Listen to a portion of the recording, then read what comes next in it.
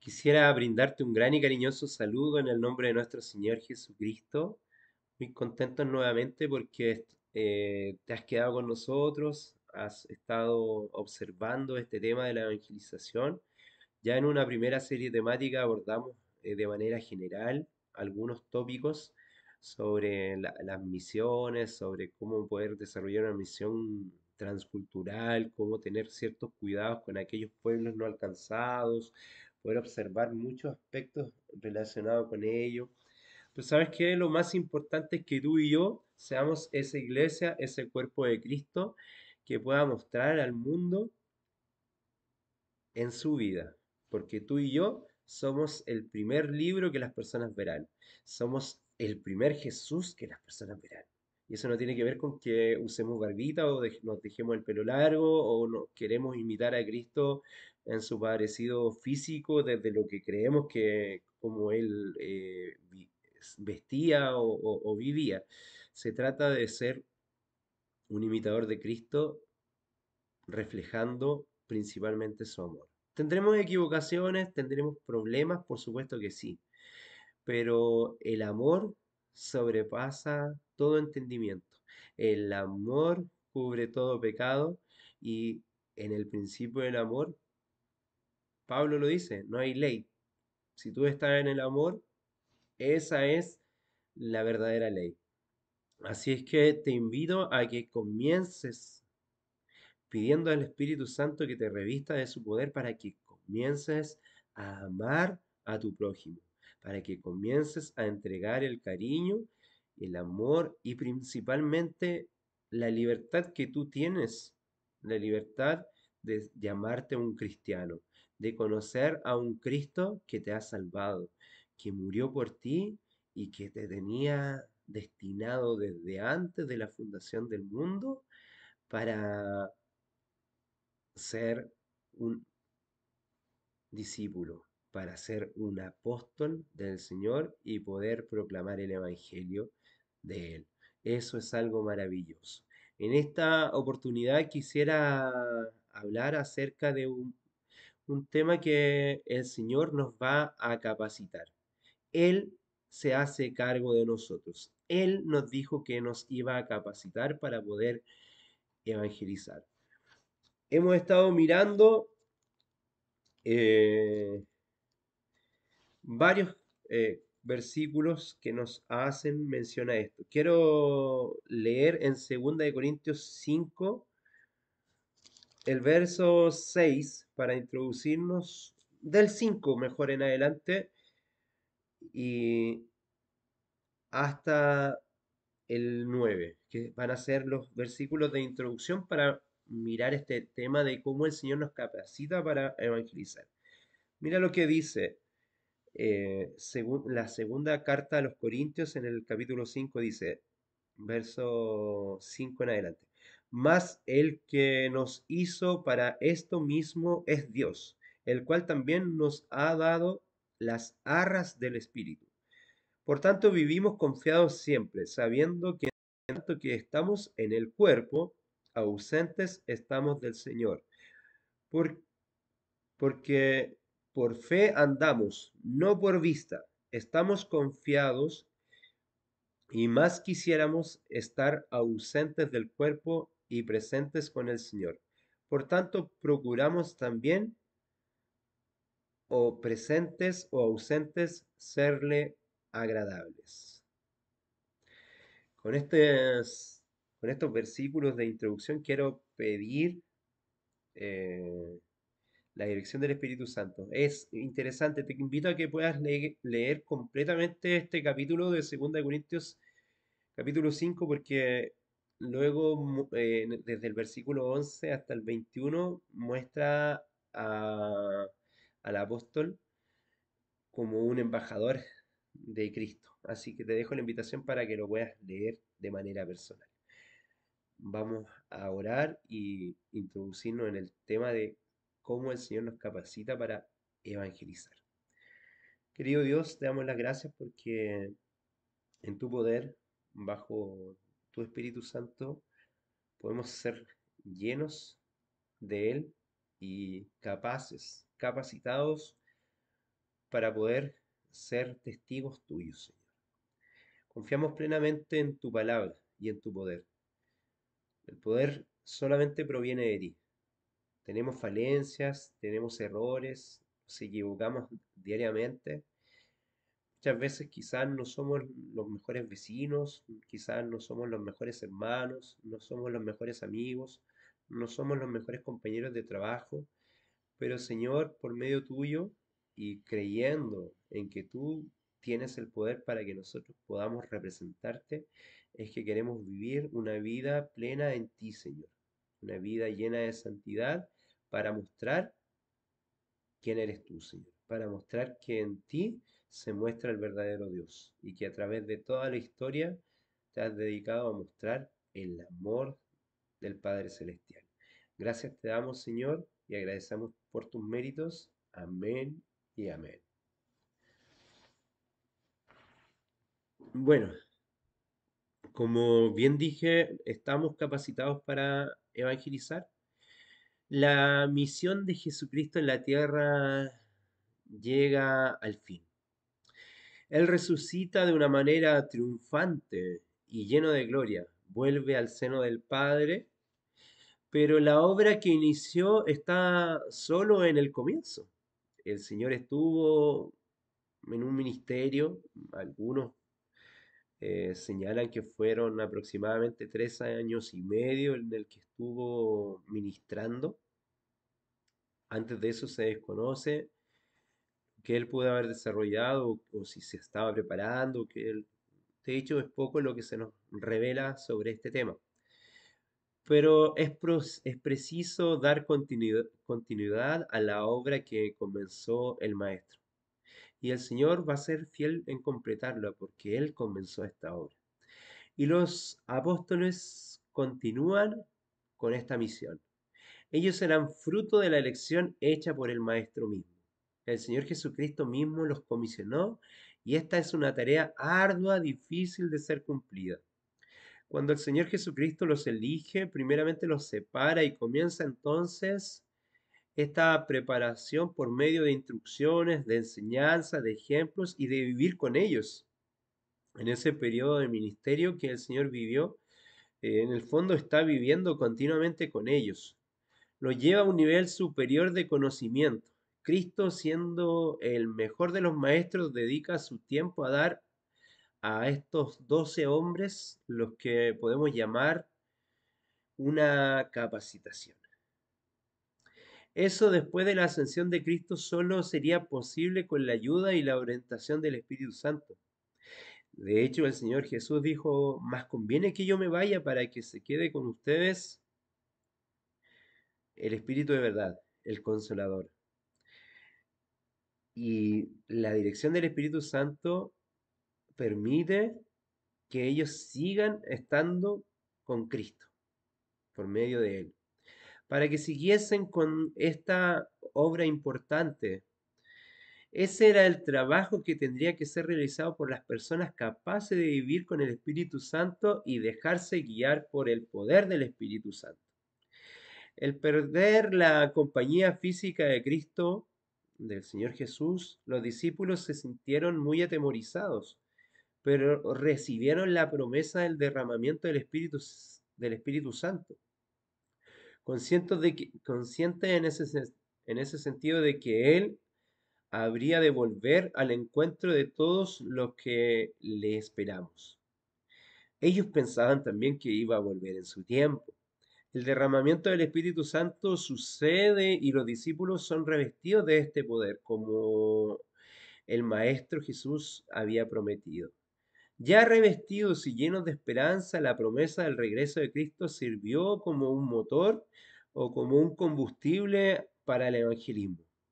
Ellos necesitaban anunciar cuanto antes y a la mayor cantidad de personas posibles sobre lo que vivían. Los discípulos y los que iban conociendo acerca de Jesús, su historia y sus milagros, ellos iban anunciando con el mismo entusiasmo y esperanza, principalmente ansiosos del retorno de Jesús. Los creyentes, indistintamente, trabajaban con extrema dedicación y con un ahínco profundo en la expansión del reino del Señor, creyendo que haciéndolo así contribuían al retorno de Jesús.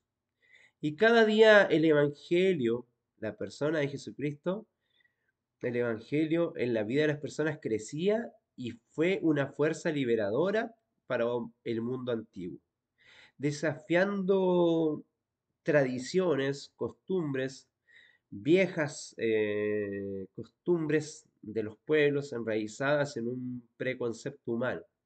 Y estas fueron desapareciendo. El desprecio, la discriminación y referencias desagradables no es de extrañar que caracterizaban las enseñanzas rabínicas. En el libro de los Hechos, Lucas citó a hombres y mujeres que fueron bautizados y perseguidos que contribuyeron al crecimiento de la iglesia. Por ejemplo, si tú lees en Hechos 5, Hechos capítulo 8, Hechos capítulo 9, capítulo 17, encuentras ahí claramente vidas transformadas de personas que fueron bautizadas y perseguidas por que contribuyeron al crecimiento de la iglesia. El resultado de esto ardor y esta una unicidad y esta unidad de la iglesia primitiva no podría ser diferente. Los 12, ya recuerda que hubo un reemplazo de Judas por Marías, más Pablo y todos los que iban conociendo esta verdad, incluso los hermanos de Jesús, como Santiago, se habían transformado también en sus seguidores y estaban trabajando a la par con él. Eh, Bernabé, Silas, Apolo, por nombrar a otros, Timoteo, Tito, etcétera. Y todos ellos estaban llenos del Espíritu Santo, con la obra transformadora y el conocimiento que iban recibiendo del Espíritu Santo y la obra transformadora del Espíritu, salían anunciando el mensaje de amor y del reino de Dios. La iglesia crecía y se fortalecía como está escrito. Como ellos perseveraban en la doctrina de los apóstoles y en la comunión y en el partimiento del pan, como dice Hechos capítulo 2, en los versos 42 en adelante. Y compartían con todas las personas, veían señales y estas eran hechas por los apóstoles. Y todos los que creían estaban juntos y tenían las cosas en común, perseverando unánimes cada día en el templo y partiendo el pan en las casas, comían juntos con alegría y con sencillez de corazón, alabando a Dios y teniendo gracia. Mira qué importante, teniendo gracia con todo el pueblo, no solamente con los que creían, sino que con todos. Y el Señor era quien añadía cada día a la iglesia a los que habían de ser salvos.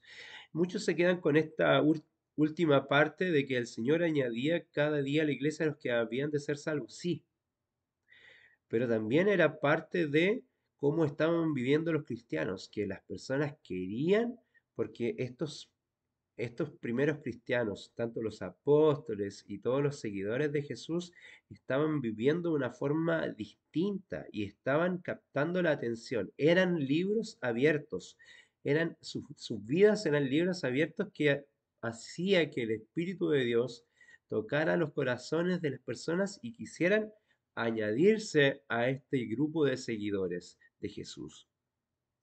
Ellos hicieron con toda la dedicación y amor aquel trabajo de evangelismo, de evangelización.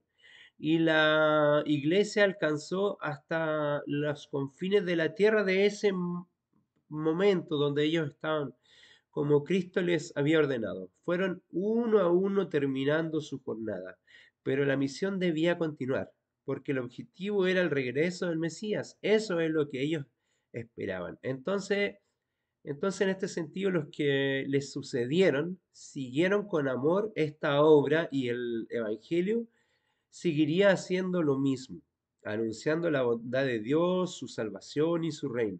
Y fueron llamados los padres de la iglesia, los manifestantes de una reforma hasta llegar hasta nuestros días.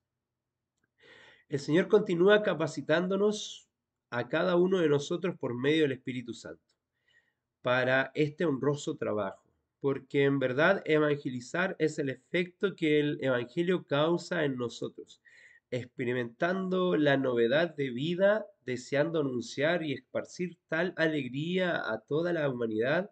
Y evangelizar no es solo una tarea o una misión, es un privilegio. Es un privilegio, un regalo. ¿Cómo no proclamar al mundo el motivo de su transformación? El Evangelio, la acción del Espíritu Santo, regenera, restaura y trae una vida distinta a cada uno de nosotros. El crecimiento aún sucede, no con el mismo avance del pasado a lo mejor, pero puede que sea incluso más poderoso. Siempre las falsas doctrinas vienen surgiendo y en la iglesia primitiva también estaba presente. Por un lado estaban los judaizantes, por otro estaban los gnósticos, por otro habían muchos gentiles que querían seguir con algunas tradiciones humanas. Y las falsas doctrinas vienen surgiendo también en nuestros días, estorbando la verdad del Evangelio. Sin embargo, la iglesia vive y está viva, necesitada y necesita subirse las mangas de las camisas, como decirlo en cierta manera, y estar centrada en el Señor, porque es el Espíritu Santo quien dará la lucha por nosotros. El Espíritu Santo. Nosotros no pelearemos con ejército, sino que con el Espíritu de Dios, porque esta batalla es una batalla espiritual. Al final, una iglesia poderosa es una iglesia evangelizadora. Es así que debemos vivir nuestra vida cristiana. Como el apóstol Pablo tenía la preocupación por la propagación del Evangelio, además de estar haciendo frente, anunciándolo cada día, también prepara a otras personas que quedarían después de su muerte. En este caso es, por ejemplo, el joven Timoteo, a quien exhortó a ser un obrero aprobado. Segunda de Timoteo 2:15 nos señala eso. La orientación del apóstol al joven era para que él pudiese vivir una vida digna en la cual no tuviera de qué avergonzarse o sea una vida de decencia, de honestidad, con carácter. Otra orientación muy fundamental era la necesidad del conocimiento, no de largos y exhaustivos estudios seculares, sino que un conocimiento profundo de la palabra de Dios, de las escrituras que estaban basadas en el Antiguo Testamento, ya que las cartas del Nuevo Testamento se estaban recién realizando por Pablo, por Juan, por Pedro y también por los evangelios. Así que el llamado es a estudiar y a encontrar a Cristo en el Antiguo Pacto, en el Antiguo Testamento. Todas estas orientaciones deben aún ser aplicadas a la iglesia actual. El propio Señor, desde que estuvo con los discípulos, los alertaba acerca de los falsos maestros y los falsos profetas. Él ya decía al respecto de las falsas doctrinas que se iban a levantar en medio de la iglesia. Si tú puedes mirar en Mateo 7, verso 15, Mateo 24, verso 11, o Mateo 24, verso 24, Marcos 13, verso 22, Lucas 6, verso 26. Pedro también expresó en una de sus cartas las herejías. Segunda de Pedro, capítulo 2, verso 1. Juan orientó a sondear el espíritu y probarlo si eran verdaderos maestros o eran falsos entre los que estaban. Eso Juan 4:1. Todo esto es notorio a los ojos de una iglesia actual, por esto es preciso traer constantemente a tono las orientaciones de Jesucristo, de Pedro, de Juan, las enseñanzas de Pablo a Timoteo. Existe la necesidad de vivir de un modo digno, de estar totalmente involucrado con la palabra y de estar sujetos principalmente a los dones espirituales y a movernos en el Espíritu de Dios. Esto hará de nosotros un pueblo realmente capacitado para evangelizar. y así desenmascarar cualquier tipo de mentira implicada por Satanás en el intento frustrado de destruir la obra del Señor. Porque el propio Cristo nos garantizó que las puertas del infierno no prevalecerán contra su iglesia. Mateo 16, 18. Permaneceremos diseminados por el mundo continuando una obra que la comenzó el propio Señor Jesucristo y la continuaron sus discípulos. El Espíritu Santo continúa usándonos y capacitándonos, haciendo de nosotros personas que aman y aguardan la venida de Cristo y que aman a los otros. Así como amamos a Dios, debemos amar a las personas. Eso es, porque ¿cómo puedes decir tú amo a Dios y no amar al prójimo que tú ves, a la persona que pueda estar al lado tuyo? Debemos ser personas que aguardamos la venida de Cristo y ser instrumentos de su voluntad. Así nos lo dice Pablo. Quiero leer en 1 Corintios 2, versos 12 y 13, que dice, nosotros no hemos recibido el espíritu del mundo, sino el espíritu que procede de Dios. Mira qué importante. Para que entendamos lo que por su gracia, su regalo, Él nos ha concedido. Esto es precisamente de lo que hablamos, no con las palabras que enseña la sabiduría humana, sino con las palabras del Espíritu, de modo que expresamos verdades espirituales en términos espirituales. El servir a Dios es un privilegio que va más allá de un deber ser como cristianos. Participar activamente de su obra es un regalo que Dios nos ha concebido. Él podría usar, ya lo hemos mencionado, innumerables formas, innumerables maneras. Él podría haberse quedado más tiempo con nosotros para llevar el mensaje de la salvación.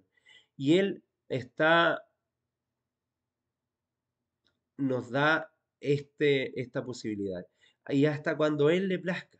Su metodología es usar al hombre para hablar a los hombres. Mira qué extraordinario.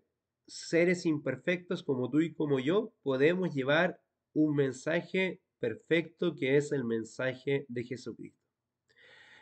La iglesia de Cristo debe estar preocupada y disfrutar del privilegio de ser parte de la convocación y de predicar el Evangelio eterno en la persona de Jesucristo, que es preciso evangelizar y es un regalo de Dios, porque estamos presentando a la persona de Jesús. Que el Señor te bendiga grandemente, gracia y paz.